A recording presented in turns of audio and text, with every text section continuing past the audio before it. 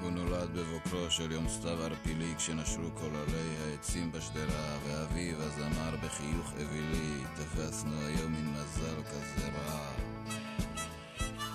ואוויר העולם כשיצא לא שכח למשוך מתוך רחם עמו גם אקדח, וכך מזוין במיטה הוא ישב ואמר להוריו, הכיוון מערב, הכיוון מערב, הכיוון